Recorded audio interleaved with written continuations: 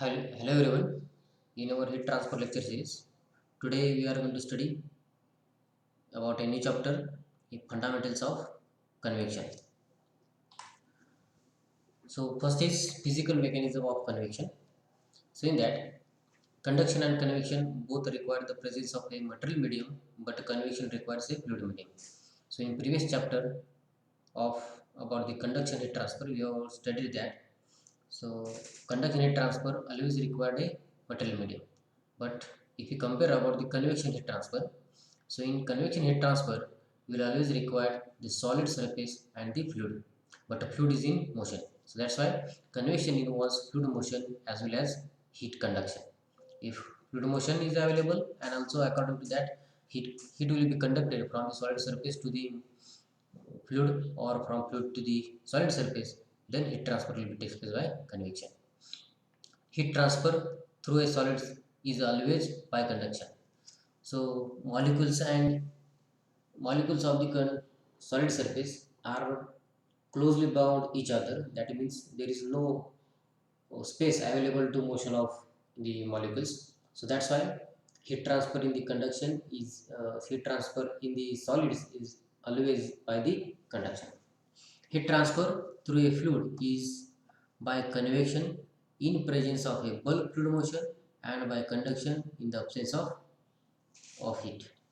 That means if there is no motion of the fluid is available, that means conduction heat transfer is available into that fluid. And if fluid is in motion, then heat transfer by this fluid is available by conduction. So therefore, conduction in fluid can be viewed as a limiting case of convection corresponding to the case of quiescent fluid. So we have given here three examples. The first one is about the force convection. We have given a solid surface which is available at 50 degrees Celsius, and over that air is flowing of a temperature 20 degrees Celsius with a velocity of 5 meter per second by using a fan or blower. Then what will happen when air flow over this solid surface? Then heat transfer takes place. So that's why this type of heat transfer is called as force convection, because air is forcefully supplied over that plate. Now, second example of the natural convection. So what will happen? Again, we have taken a same example of the solid plate which is available at 50 degrees Celsius, and surrounding air which is in contact with this solid plate. What will happen? First, that air captures the heat from the solid surface. Then density of the air becomes a decrease, and what will happen due to the decrease in density, air will be flowing upward direction. So and position of that air will be taken by the new fresh air. So that's why heat transfer will be takes place from the solid surface to the air. So this type of heat transfer is called as natural convection, because air is air is in motion due to the density difference. So that's why this is a natural convection. We are not using any external devices, just like a fan or blower. So that's why this is a natural convection. Now third example we have, suppose we have available a solid surface, air is in contact with that solid surface. So temperature of the solid surface I can say as 50 degrees Celsius. But this air is not in motion due to the density difference or by the forcefully supply sublimation. So that's why the heat transfer from the solid surface to the air, it is totally by the conduction, because no convection current is available. So this is the about some mechanism of the convection. Now the fluid motion enhances heat transfer since it brings warmer and cooler chunks of fluid into the contact, initiating higher rates of conduction at a greater number of sides of the fluid. So what will happen? The fluid, if you increase the fluid motion, then obviously heat transfer will be increased. So we have taken here the rate of heat transfer through the fluid is much higher by convection than it is by conduction. Okay. Suppose we have taken here example of a hot plate and a cold plate. In between these plates, suppose the one of the fluid is bounded, then what will happen? Heat transfer, if there is no motion from the fluid into the fluid, then heat transfer from hot plate to cold plate through this fluid, it is purely by conduction. But if what will happen? What we'll do? Suppose we will have, we will take, just take some part of this fluid nearmost of the hot plate, and we will inject to the nearmost to the cold plate. Then what will happen? Simultaneously, alternatively, we are doing this same process, just taking some the hot fluid which is near to the hot plate and injecting near to the cold plate. Then what will happen? Then this fluid is in motion and heat transfer takes place from hot plate to the cold plate. Okay, so as compared to the conduction heat transfer, so this amount of heat transfer from the hot plate to the cold plate is much higher. So that's why the rate of heat transfer through the fluid is much higher by convection than it is by conduction. In fact, higher the fluid velocity, the higher the rate of heat transfer. Okay, heat transfer through between sandwich between two parallel plates. So this is our example. Now about here, convection heat transfer strongly depends upon the fluid properties, dynamic viscosity, thermal conductivity, density, and specific heat, as well as the fluid velocity. It is also depend on geometry and the roughness of the solid surfaces. Okay, in addition to the type of the fluid flow, such as being streamlined or turbulent. So what it means, if convection heat transfer is strongly depend upon, the first is dynamic viscosity. Okay, thermal conductivity. If thermal conductivity will be higher, obviously heat transfer will be goes on increasing. Density is again comes into the picture. When density will be higher, obviously heat transfer will be increased. The specific heat capacity, if specific heat capacity will be increased, then heat transfer rate will be increased. Okay, now about the surface geometry, and obviously we will state it that the fluid velocity, if you increase the fluid velocity, heat transfer goes on increasing. Now about the surface geometry, that means roughness. If rough surface is available, obviously heat transfer goes on increasing, because surface area of that surface is going to increase, and we have already studied that if surface area goes on increasing, heat transfer rate goes on increasing. Okay. So in addition to the type of flow, yeah, so types of flows are laminar flow or turbulent flow. In turbulent flow, transfer rate goes on increasing, because they in the turbulent flow the fluid will be mixes each other, so that's why heat transfer goes on increasing in the turbulent flow. If you consider about the compressible fluid flow and non-compressible fluid flow, so in that, in the compressible fluid flow, heat transfer is much less as compared to the incompressible fluid flow. Okay, such like that. So heat transfer rate also depend upon the types of the fluid. So now we'll see about the Newton's law of cooling. We have already studied in the first chapter about the Newton's law of cooling. So here heat transfer will be takes place from solid surface, in between solid surface and the fluid. Then obviously heat transfer is purely by convection. In that, heat transfer rate will be found out by using Newton's law of cooling. So heat flux Q dot convection is equal to H in bracket Ts minus T infinity. So in that we have considered the surface temperature of solid is higher than the surrounding fluid temperature. So here Ts means surface temperature of the solid, and T infinity is surrounding fluid temperature which is in motion. Okay, now about here. So Q dot convection total heat transfer is taken as HAS Ts minus T infinity. Now we'll see one by one. So H is convection heat transfer coefficient, watt per meter square. So unit watt per meter square degree Celsius. AS is the heat transfer surface area, which is in meter square. TS is temperature of the surface in degree Celsius, and T infinity temperature of the fluid sufficiently far from the surface, which is in degree Celsius. Now we'll see about the convection heat transfer coefficient H. It is defined as the rate of heat transfer between the solid surface and the fluid per unit surface area per unit temperature difference. So definition of the heat transfer coefficient will be find out by using the total amount of heat transfer, which is find out by Newton's law of cooling. So if you simplify this equation, we will see the definition of the convection heat transfer coefficient H. So this is the rate of heat transfer between the solid surface and the fluid per unit surface area per unit temperature difference.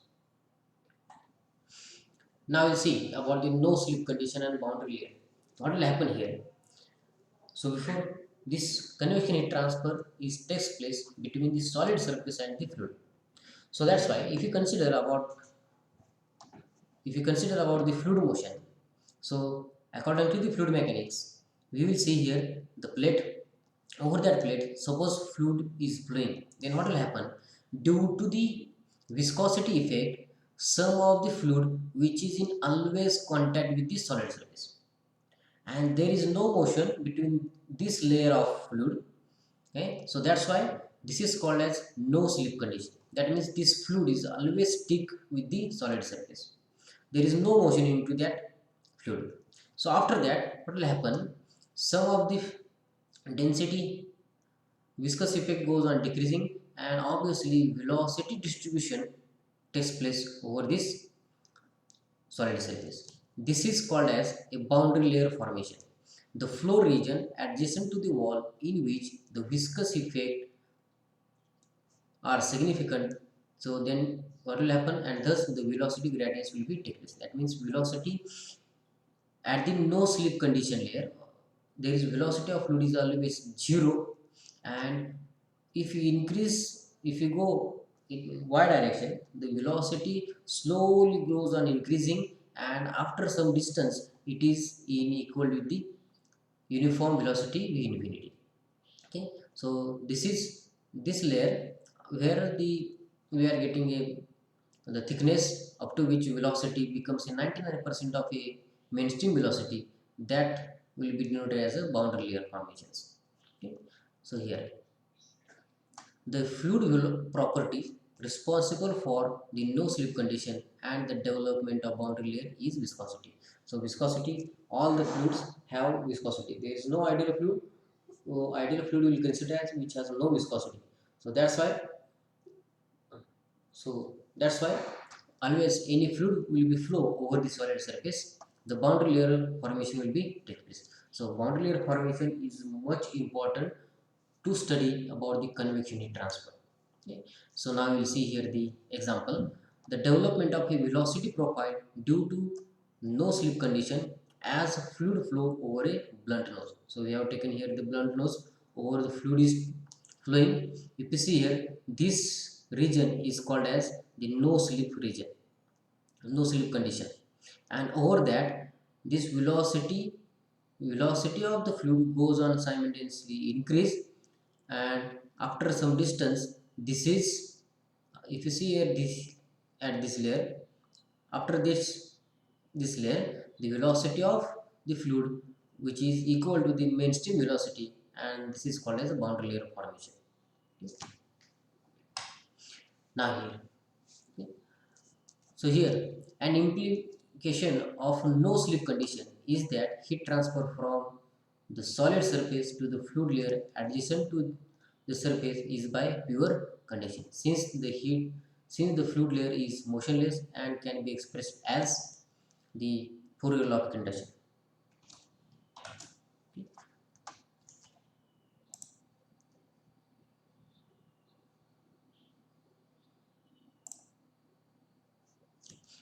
So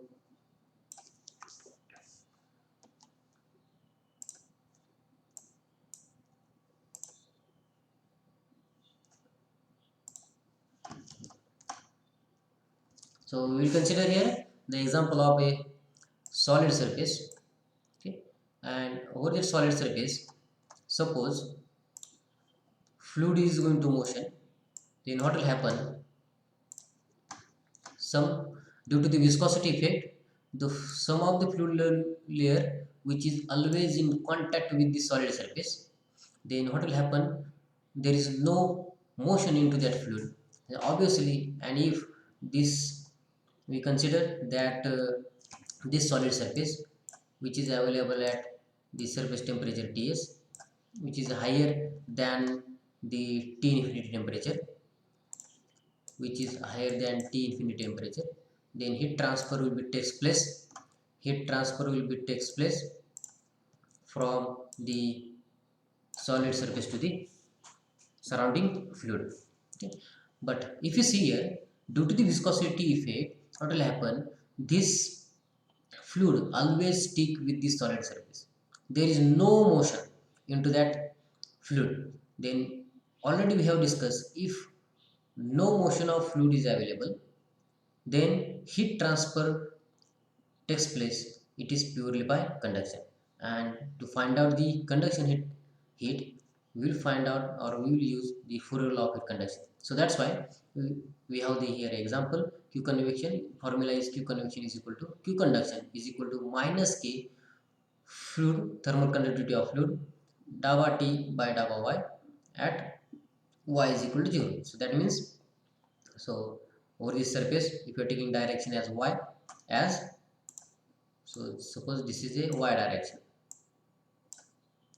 So in Y direction, suppose this is a 0, obviously at y is equal to 0. So temperature difference with with the distance, change in distance, if you're taking this ratio, then what will happen? Fourier law of heat conduction as, so this is the formula to find out the heat transfer rate into this no slip condition. But at no slip condition, to the above the fluid, so there is a boundary layer formation will take place. In the boundary layer formation, the fluid which is available is in motion, and that's why the heat transfer from no slip layer to the surround nearmost the layer of the fluid, it is by convection. So if you consider here the heat transfer from the conduction into the no slip condition, and heat transfer from no slip condition, no slip layer to the adjacent layer, it is by convection, then we will equate these two here. So that means if you consider here, suppose Q conduction here,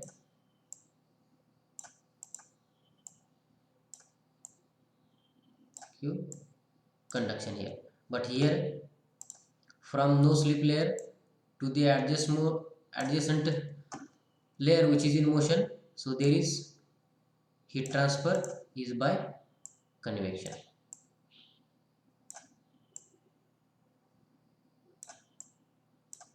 Okay.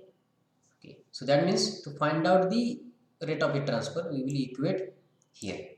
So that's why determination of the convection heat transfer coefficient when the temperature distribution within the fluid is known, by equating these two, substituting the Newton's law of cooling here, then what will happen? We will find out the rate of heat transfer coefficient is equal to minus K of fluid in bracket dava T by dava Y at Y is equal to 0 divided by Ts minus T infinity.